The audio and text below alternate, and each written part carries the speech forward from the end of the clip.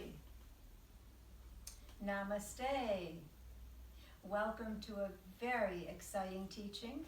I hope all has been going just beautifully with you as you practice with Gateway to Inner Peace for deep relaxation and self-healing, the deep relaxation video, either the hard copy of the CD or the YouTube video that's complimentary to the world, to everyone in the world.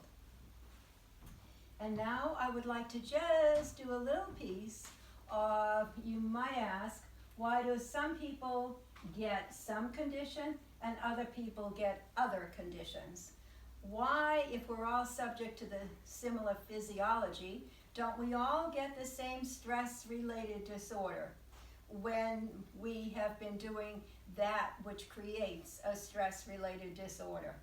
Why does someone get IBS and someone else has insomnia and someone else has high blood pressure or fibromyalgia, and they're all stress-related conditions? Or the biggie, especially in this world in which we live, anxiety. What do we do about anxiety? In which comes fear, nervousness, upset. This is what we do, everything that you're learning. The good news is the CD is only designed and meant to be played for 21 days. It is not myself, but rather Dr. Deepak Chopra, board-certified endocrinologist and familiar to most of you by all the many books he's written and all the many videos he's distributed and produced, and by his medical wonderful practice in California, and by the human being that he is. Dr. Deepak Chopra says it takes 21 days to install a new physiological habit. The new habit that you are busy learning to install is a relaxation response according to the language of Dr. Herbert Benson, board-certified cardiologist associated with the Mind-Body Medical Institutes. Serena Morello, call it a state of relaxed alertness. In that state of relaxed alertness, we work or play with the training for 21 days.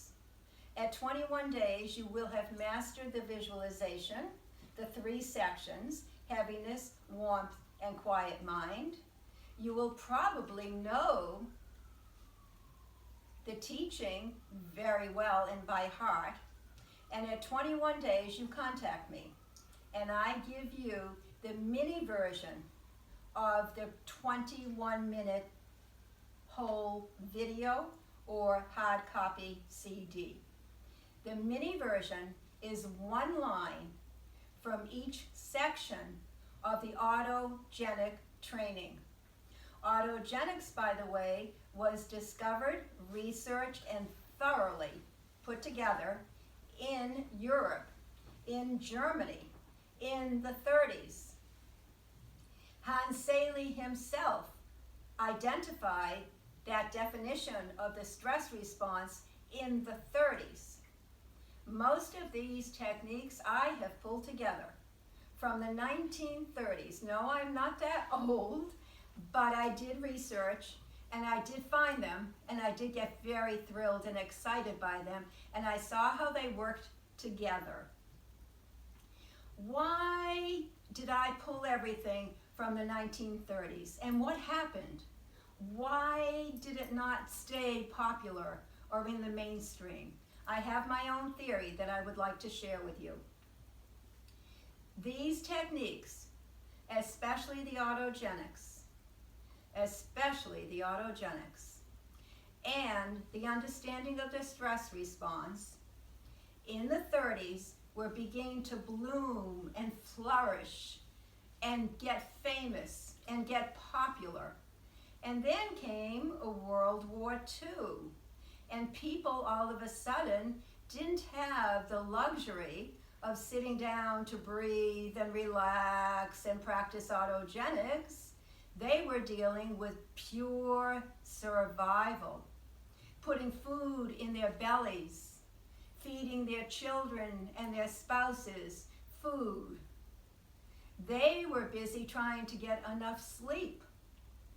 They were busy trying to calm their emotions and everything else that was getting so polluting the planet. World War II, I don't have to tell any of you, must have been huge. Most of us listening to this video did not go through it, but most of us have parents or grandparents or both that did. So all of these teachings that I have pulled together, I believe, kind of went underground. They lost their high priority as making it to going viral, we would say, in today's world, and they went underground until Serene surfaced them and pulled them together. That's what I did.